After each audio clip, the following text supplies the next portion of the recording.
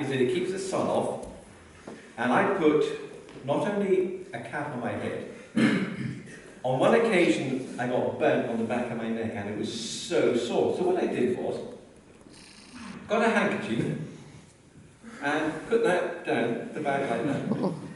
And I was all sorted. I wasn't going to get a sore back of my neck.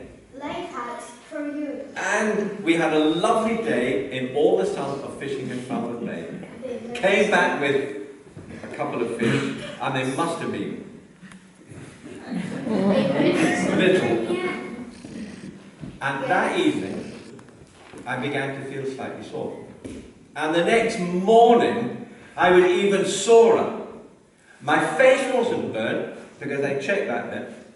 My arms weren't burnt, because I checked that bit. But my ears were pulsating and succulent. I had actually burnt both of my ears. Because I kept the back of my neck fine. I kept my arms fine, and my face fine. And I forgot all about my ears. And I forgot that they were there. And I forgot that the sun would shine on them like they would shine on anything. Because the sun's going to shine whether you like it or not.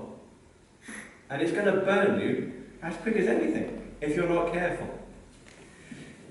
I was thinking about peace and thinking about where one of the greatest evidences of peace is. And it's when Jesus is in a boat and he's fast asleep.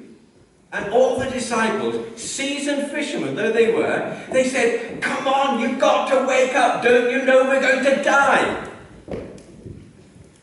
And Jesus said, well, he didn't say, "We're not going to die, don't you worry about that, pal." He said, "Oh, you of little faith." And the reason why Jesus, in the midst of a storm, was asleep was because, whether you remember it or not,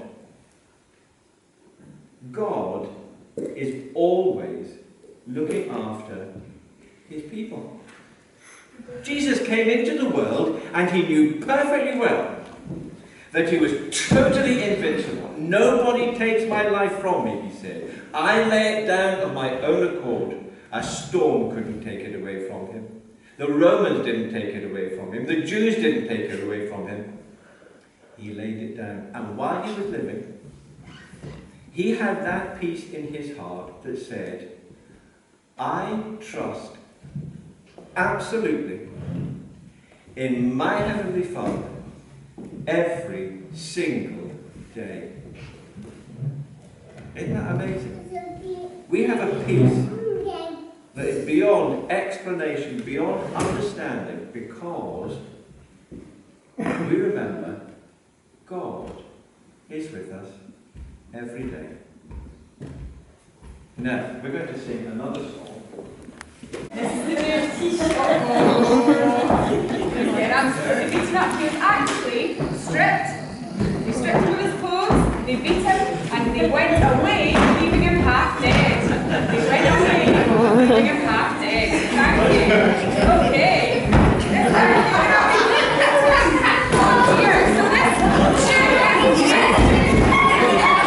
So all the bandits, run away bandits. Go away bandits.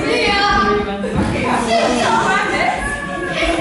the bandits fought for a little bit longer than anticipated, and now the bandits need to come and sit down and listen again. Come on bandits. Come on bandits, sit down. Come on, the last bandit. Well done bandits, you've really beaten up this Jew pretty well. So, the Jew was then lying on the side of the road, half dead. He obviously needed help, so people started passing by. The first person was a priest. A priest. Now, it's not really the first person was a priest. And you would expect a priest, maybe you could compare him to a minister, you'd expect that kind of person to stop and help. But he saw the person lying on the ground and he passed the other way. Yeah.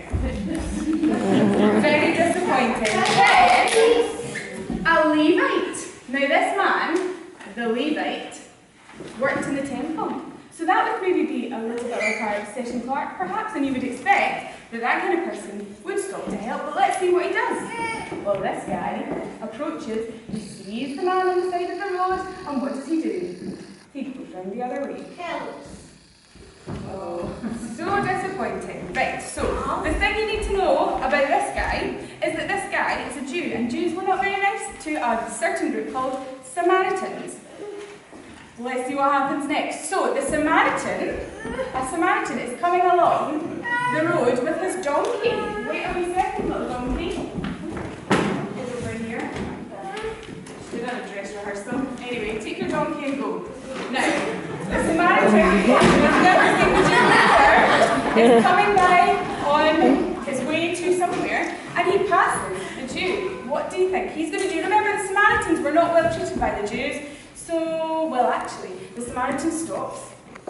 He gets his little bag and he's got actually some special oils and some special things in his bottle that he pours on the poor Jew and to make him feel better.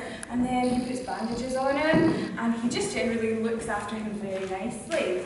So there's getting his plaster out, very nice. He'll have a few cuts and bruises from that horrible, horrible beating.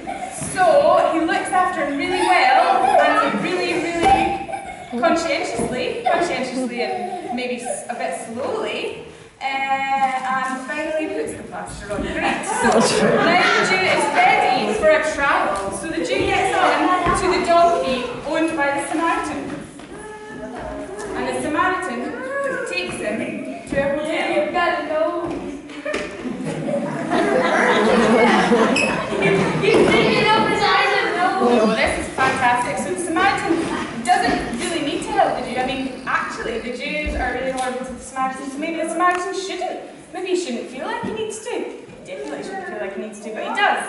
He takes him to a special inn, and he says, please look after this Jew. He's in a really bad way.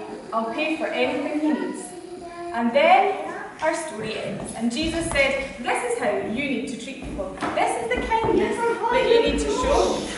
So we don't need to worry about the Jew anymore because the Samaritan is looking after him. All you need to worry about is me. So, Jesus says this is how you need to treat everybody. These guys were not friends. They were in fact enemies due to the places that they came from and the people that they were. But he showed kindness anyway because he was filled with the Holy Spirit and he had the power to do that. Naturally, we wouldn't have done that, but with the Spirit in us, we can show kindness to people that are not. We're going to hand out gifts to the young people, the children in the congregation. It's lovely to have them here every Sunday. I'm very grateful to all those who give their time to teach the children in Sunday school. It's really lovely to have Nancy, and so I'm going to ask Nancy to come out first, ladies first, to receive a gift that you can read over the summertime. Nancy, God bless you.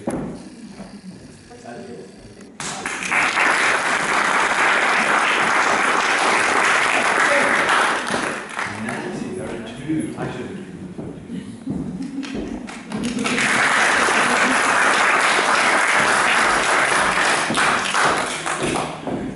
Now, this one is entitled. This one is titled "Loved," the Lord's Prayer. Noah.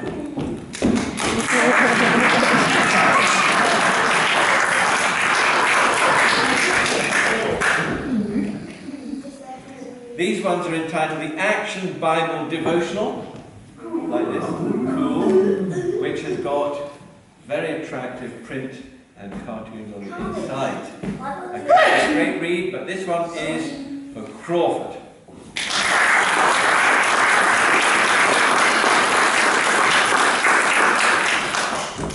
The next one to Ben.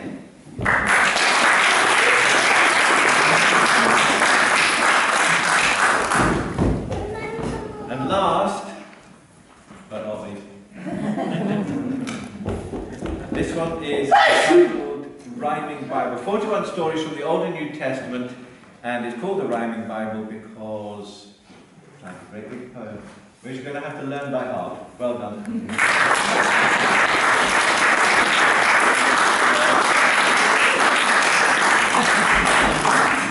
Now we're going to pray.